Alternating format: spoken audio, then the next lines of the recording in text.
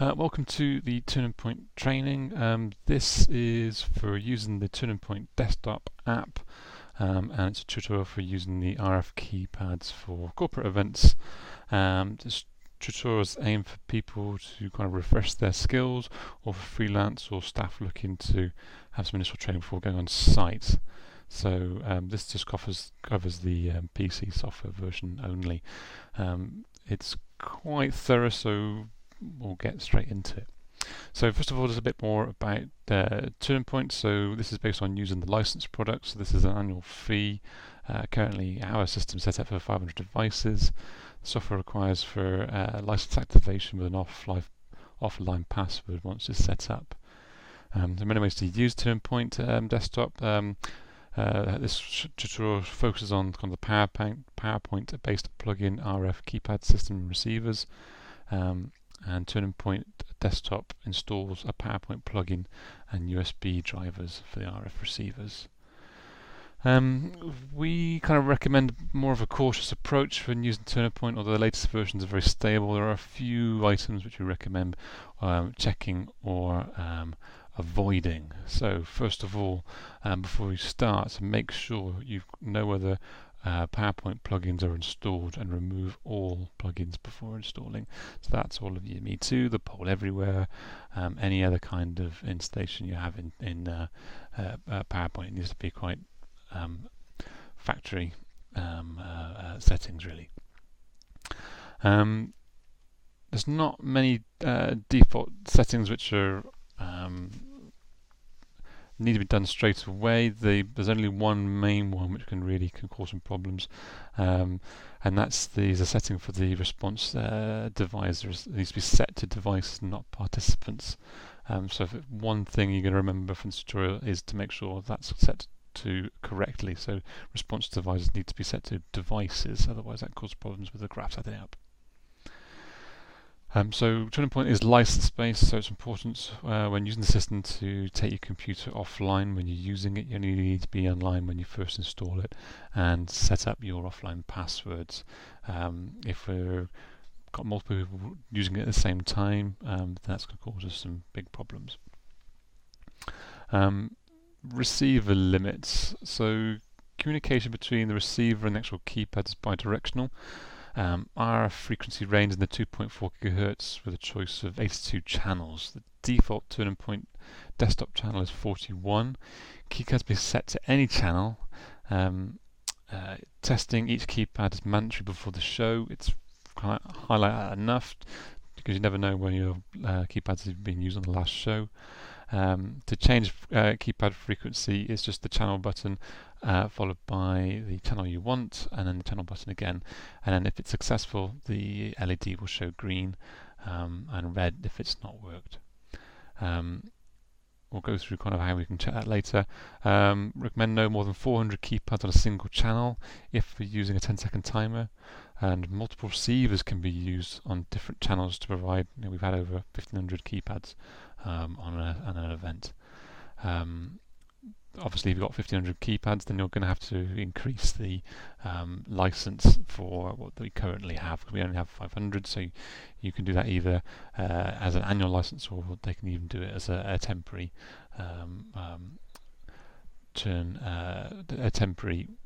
increase. Individual receivers frequencies can be changed in the actual TurningPoint desktop. So the actual pads themselves work on 2.4 GHz, which is a very busy frequency. Often Congress centres provide pushback with on using the 2.4 GHz, as they're worried about it interfering with their Wi-Fi system. So as a quick kind of diagram in terms of what frequency ranges, and there's also, more importantly, there is actually channel gaps in between the main kind of Wi-Fi usages. So often we can use this information to kind of get our product, or let them use our product when we're working on site. Depends on which Wi-Fi channels they're roughly using, but normally, or pretty much everywhere we go, they're using channel 1, 6 and 11. The actual receivers we actually have to have two different types of receivers. There's a standard range which runs about 60 meters, and a long range which is about 120 meters. extra receivers can be hired in from external suppliers. When you're using them, we recommend an elevated position for the receivers. Mic stands are pretty good. Generally, what you're looking for is a line of sight with the audience. You can use the USB-T over Ethernet to kind of, if you need a bit more range, to get the receiver away from the laptop. That's another way you can kind of get around that. One thing to kind of, after all those sort of things I've mentioned, to take into consideration, the position frequency of the system. Even if you kind of don't do that as much, if you don't kind of worry about it too much, the system will still work. It's just what we find, if you kind of follow those sort of rules, then it just means you'll get even more results received. Just a bit on backup machines. Just make sure you have the receivers moved from the backup laptop when you're running on the main. If you do need to change over, then you just have to do either a hot swap or have another one set up ready to go. Results, when setting up questions, just make sure you've got the percentages set to 2 decimal places. Otherwise you can get some interesting percentages, and there's always a clever chairman or chairperson that will work out that they're getting somehow like 105% or something. And then anyway, you don't want that. Comparative links, so if you want to do like a before and after vote, just be careful that 2 questions can be the same exactly. You've got to have a difference, so even if you have 2 questions, you need to have just something to make them different. So that's like a double space or a full stop or something, just to keep it different, and then you shouldn't have any problems. When you're using them, we always suggest that keypads are programmed and tested prior to arriving on site, ideally. Probably testing is the major one, just to make sure that all the pads are channeled and everything's working right. Freelancers should have all the questions sent to them in advance in the event for any programming and testing. We recommend the laptop is used to program the questions is the one used to use on the show, and always run TurningPoint questions on a separate machine from the main slide deck. Any changes need to be made on the show laptop, and never bounce TurningPoint shows decks around with other people and clients, etc. Sometimes when you integrate the TurningPoint questions with slides, they can go back to the client forwards and backwards, and it can just send it a bit loopy. Every job should go out really with a main and a backup machine, just in case. Obviously, the long range receivers are always preferred, but they're a bit more expensive and a bit more harder to get hold of. Just a note on kind of text. So TurningPoint doesn't like some of the unusual kind of characters. So what I tend to do is sometimes bounce it across on a notebook, just to make sure there's nothing there like carriage returns and other characters can be kind of removed. I think you should be able to spot it quite easily. And answers on separate lines, and you can basically, for the actual answers, you can just copy and paste them in.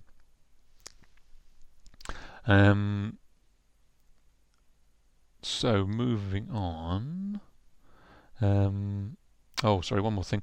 Leaving. So TurningPoint, when you're actually on a question, we kind of recommend not leaving it for a long period of time. Actually, leave the question open. What we tend to do is maybe go live with the question, maybe 1 or 2 slides before your cue to switch over to the actual machine itself. And vice versa. What we tend to put and kind of like blank slides in between the actual so you can, the actual show file, so you can kind of rest on those slides. So we'll go ahead now and just install TurningPoint. It's a pretty easy install. Just a few things to bear in mind that you'll need. So TurningPoint we're using it for the RF, but also you can use it for live voting from the internet. This just sets the plugin to launch every time you launch PowerPoint, so you either go through PowerPoint or you can go through the actual TurningPoint software.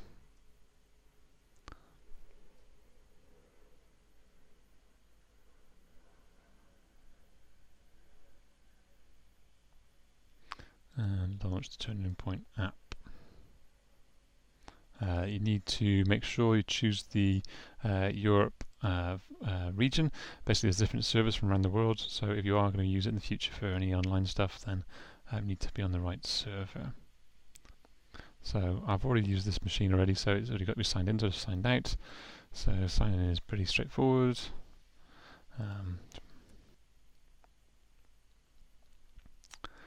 So hit yes, remember my credentials. Okay, and here we are on the main dashboard. So before we start, we already, well, just have a quick run through. So this is the really main thing on this page you're going to be using if you come through this direction. That's how you get onto the main PowerPoint show. Before we do that though, I'm just going to set up the main kind of options for the software. So there's a few things we want to change in here when we log in. First one is the offline password. So you can set that. So I put in a password.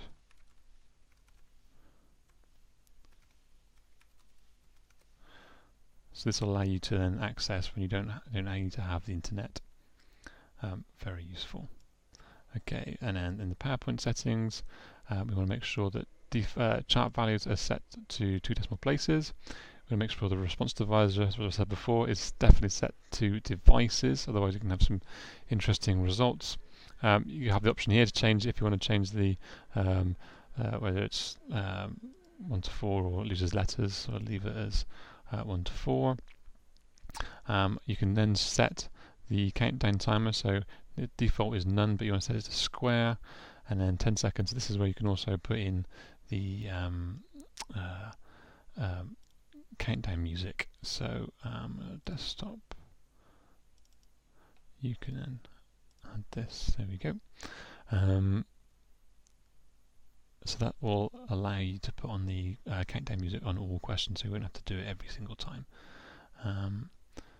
Those are the main things to change.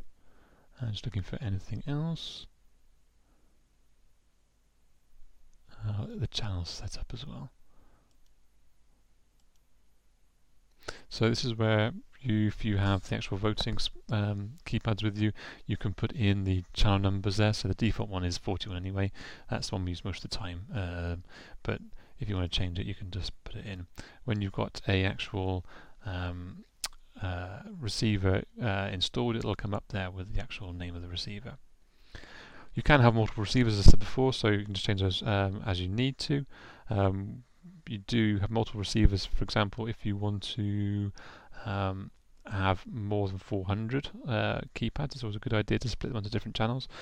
Also, I've done jobs before where we've got kind of remote watching repeater rooms, so they wanted to have voting in there as well. So we used our USB over Ethernet, which is only 100 meters long, but it was enough to get us into the room from the main room.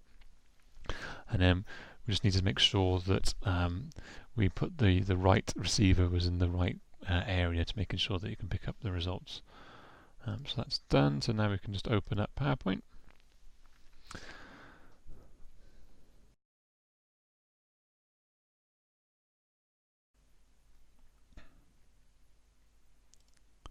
So often you get a slides in from the client.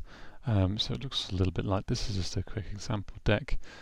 So this is how kind of I normally do it. There's lots of ways to do it, but this is the way I do it. So first thing I tend to do is just copy the questions in, makes it a bit easier.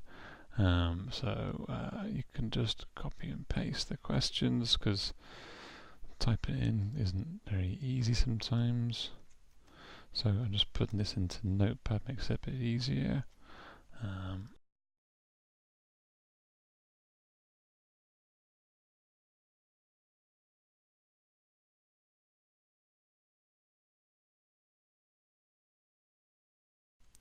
And this is the awkward one with a ridiculous amount of text for the center. Okay, so we've got our questions here. So next thing to do is we need to make our own show deck that we can kind of play around with and not interfere with the main slide deck. So just open up a new presentation and drop one in, and we want to keep source formatting, and we can get rid of this. So this applies basically the whole templates that we've just brought over, so we can keep the colours, we keep the fonts, everything's very similar. What we can do now is basically create our own turning point slide. So we could have, say, something like this. So that's quite a good one. So if we can rename that one.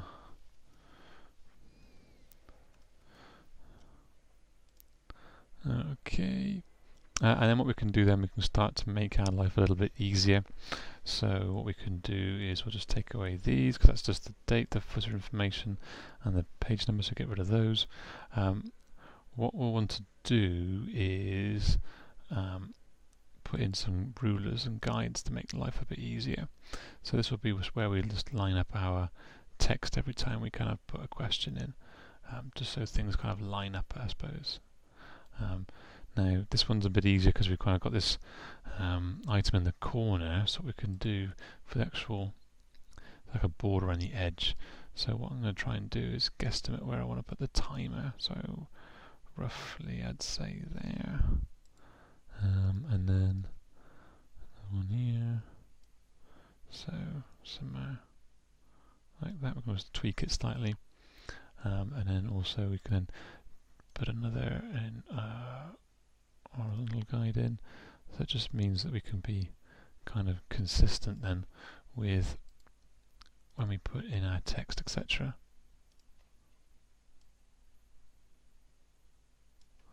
Okay, let's give that a go. So we go to turn points, new multiple choice answer. We force it to our voting slide. Okay, so we get our first question. Put that in.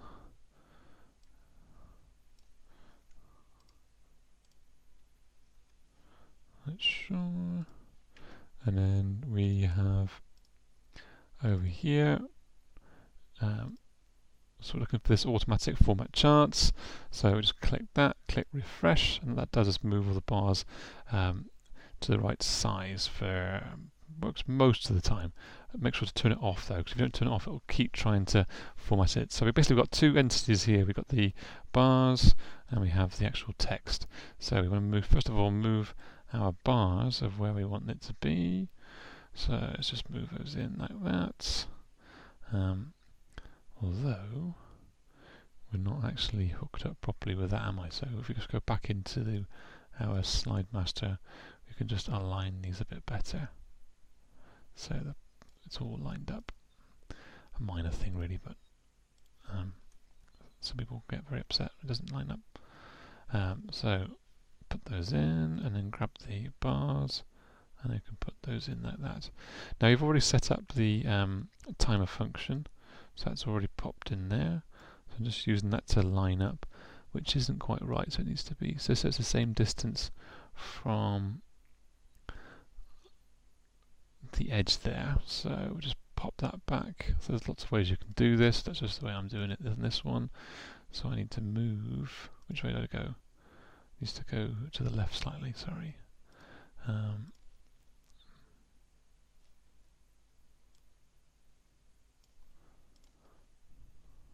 Okay, not quite right.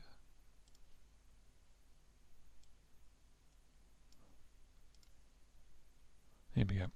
So now it'll be in the same place for all of them. So if you hadn't put a timer on it, you can add it manually just by the countdown timer, and it's a square one you want. We put it in. We changed the default setting earlier, so it'll do it all for you.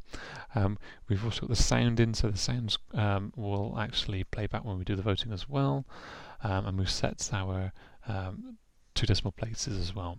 Again, that can be changed here, but as we change the master default, then it does it all for us.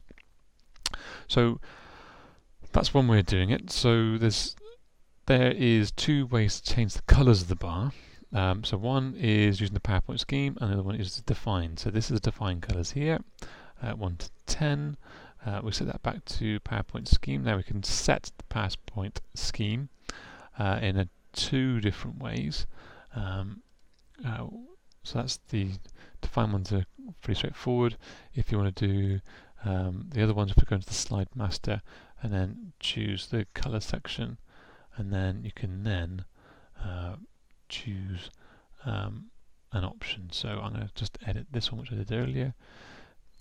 So in fact, we won't do that. I'll just click on this one. Customize colors. So make our own custom one. So what we'll do is we'll have it so that all orange just fits with the branding. So this accent 1 to 6 gives you bars 1 to 6. If you go over into 7, then you have to do it manually using the other system. But a lot of questions don't have more than 6 answers, so this can save you a bit of time. And you can save it under a name. If you want to edit it, then after that you just need to right click and then click edit, and you can change it again. So I'm going to close that. Now our bars are orange, and that's ready to go then. So we can do a quick test. So just run through the turning point bar. Objects wise, obviously talked about countdowns. We also got the correct indicator. Here we go for the check mark. You can add that later. There's lots of things you can do, but just keep it simple just for this demo. You can have a play, it's pretty intuitive and you go through it. The main things to think about is the saving the actual sessions. It's the sessions data. So there's 3 things you need to save whenever you do a PowerPoint show after you finish. You save the PowerPoint file, which has all the graphs on. You need to save the actual session, which has all the data for all the from all the actual show. So if you want to do further reports, you can just do it, no problem at all. And then also you've got the export of the reports. The 2 main things you could use a lot of is the session, so you can reset the session and reset the slides. Generally, as a choice, I always reset the session. Only if you want to keep the data on certain slides that would you clear it. Also saving the actual session allows you to combine days. So if you have a 2-day event and you want to before and after votes or comparison, then you can actually save the session, and on day 2 you can then open up, you can actually load the actual session into your continue button is actually what you press. You can load that session data back in, and it's as if you're on the same day then. The other important one is the preferences, so a little bit like what we saw earlier, so you can change the masters, and you can also get the apply all, which is very handy when you make changes. So that is mainly that. The next thing to do is basically to do the vote. So what we'll do is we'll just put a new slide in there.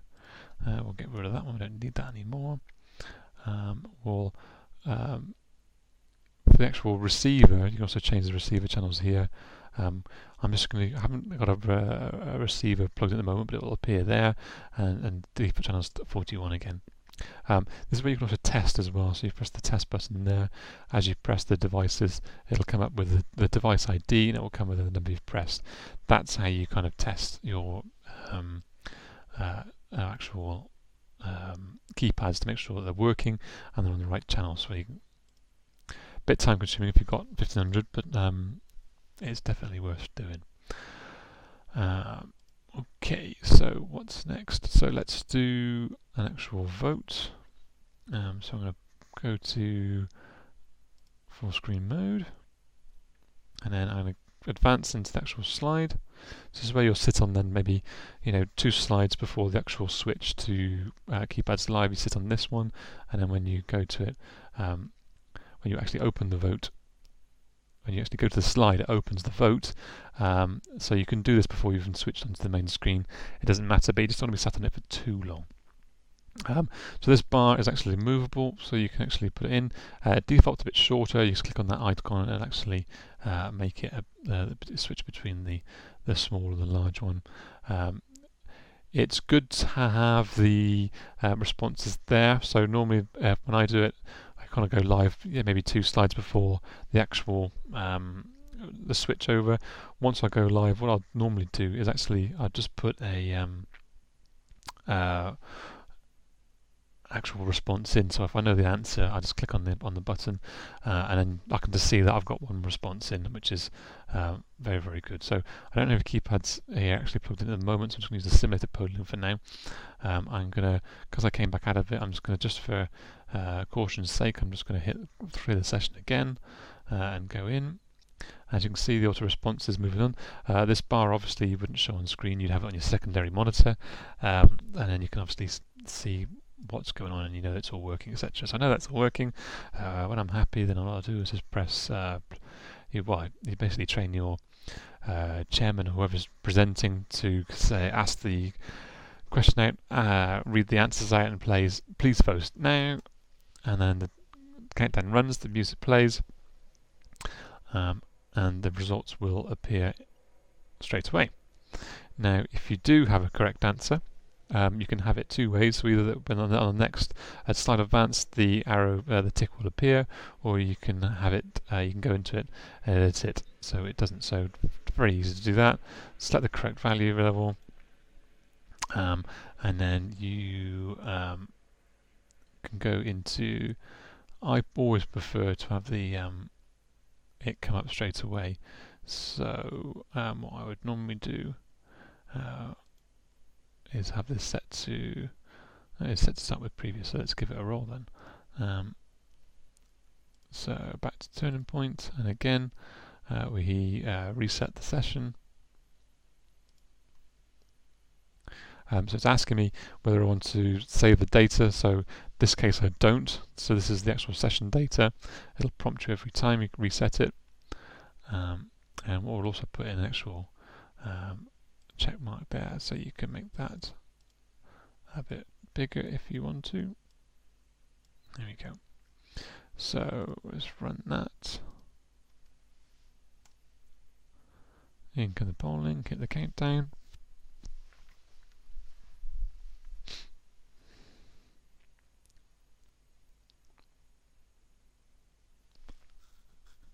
And then press again, enter, and it will come up with the mark. Now, the reason I didn't have that before because I hadn't actually added the tick mark.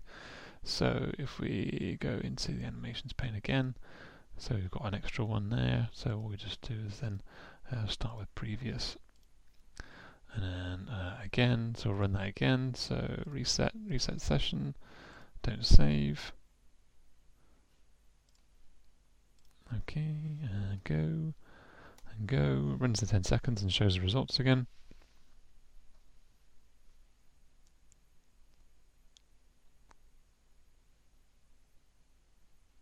There you go.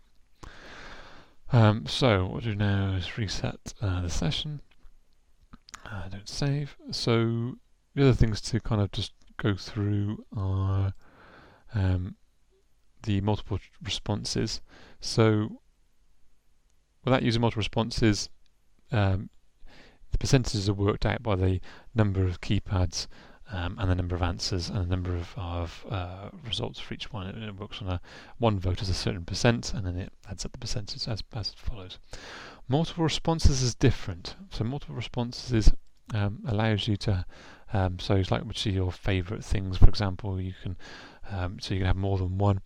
What that it changes is just to be aware that it changes the actual style of the graph. So what it basically means is that for each answer can be 0 to 100%. So you could have 3 answers and 3 100%. That would mean that every keypad has voted for all the responses. It might be disconcerting to some people if they see over 100%, but if when you think about it, it kind of makes sense. I generally tend to warn people that that's the results they're going to get. Otherwise, they kind of freak out, really. Everything else there seems pretty straightforward. You can do there's lots of things you can do, so I'm just covering the kind of the general basic ones to start with. So we'll just make one more new multiple choice question again. We'll bring in this. We'll swing back to our question deck. We don't need that because we've already written them down. Here we go. So same again.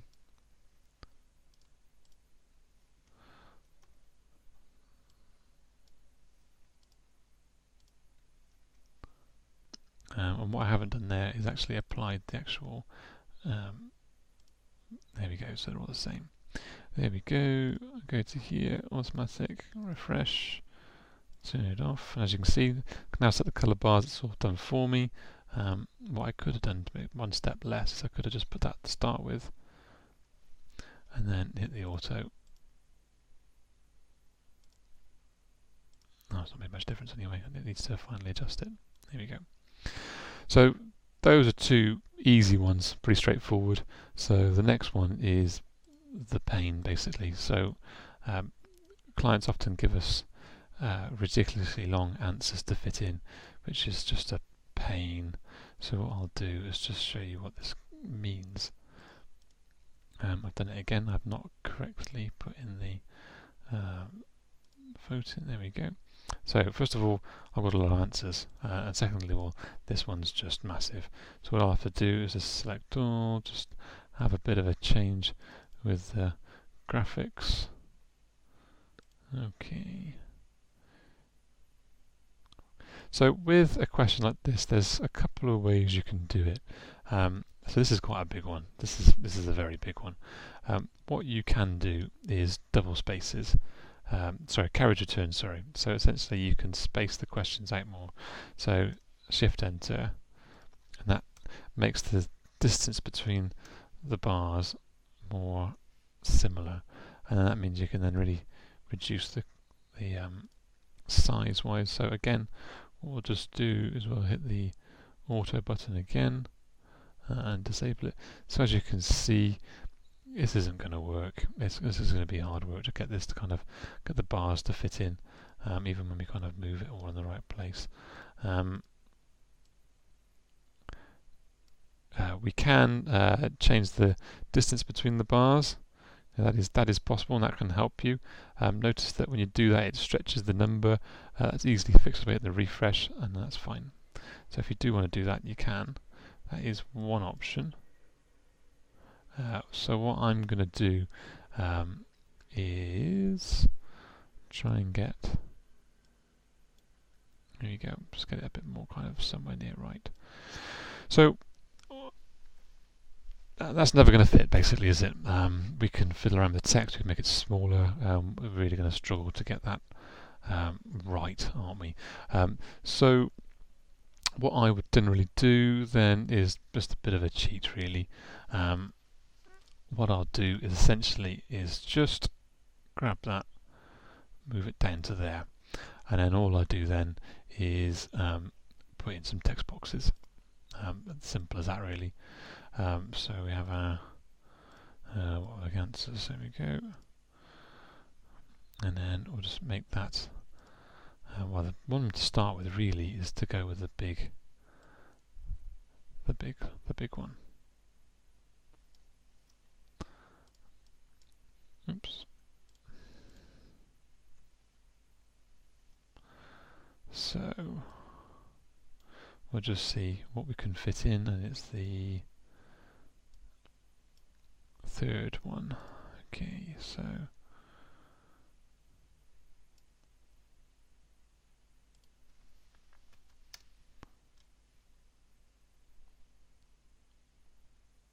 and we can also just trim that up a bit as well, just so it's just, I don't know, equals up a bit better. There we go.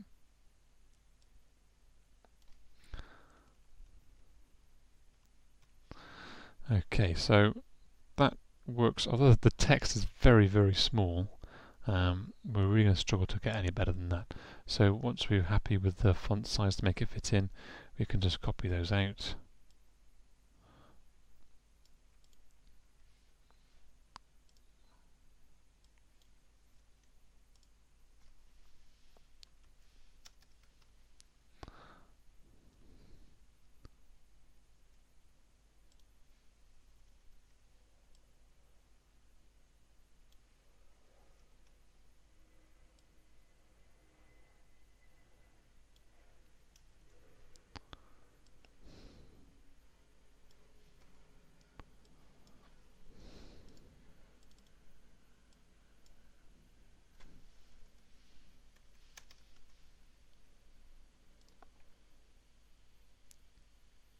Oh, I put it in the wrong place, never mind.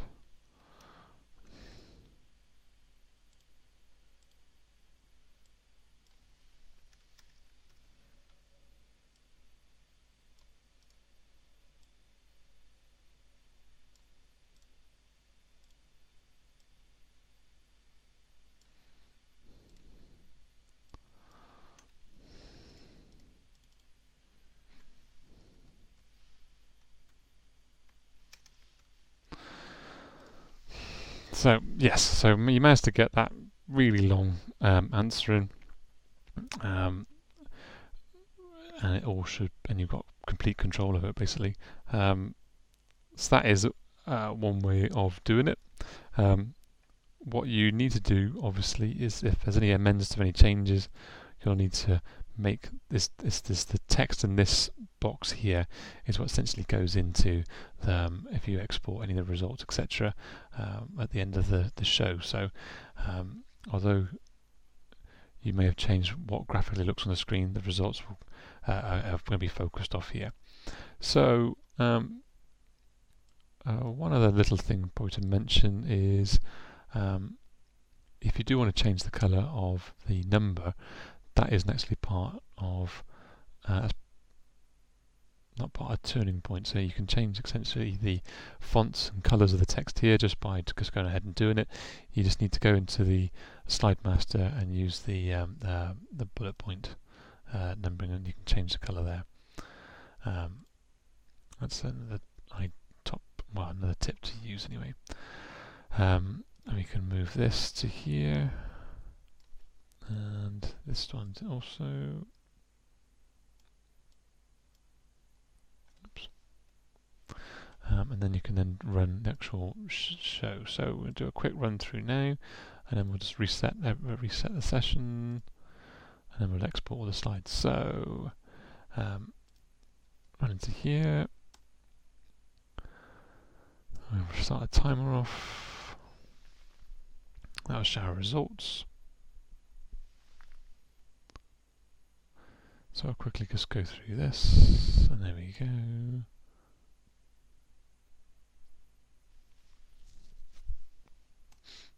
I don't actually have to wait for it to get to 30.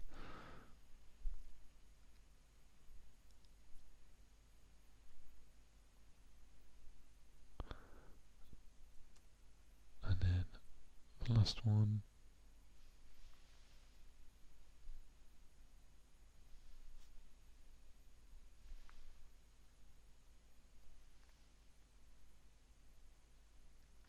There we go. So we have our results. So whenever you finish the show, you should save the session. That allows you then to I'm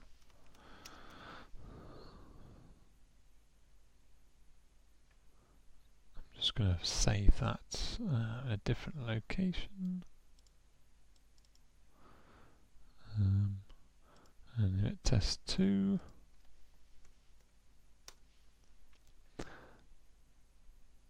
And then what I'll do then is I can save the actual PowerPoint file, which is the final show.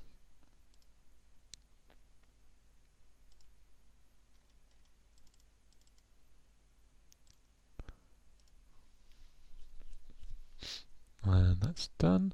And then I'll also save the reports. So there's 2 reports that you want to look for really. So first of all is the results by question. So that's the kind of client-friendly one.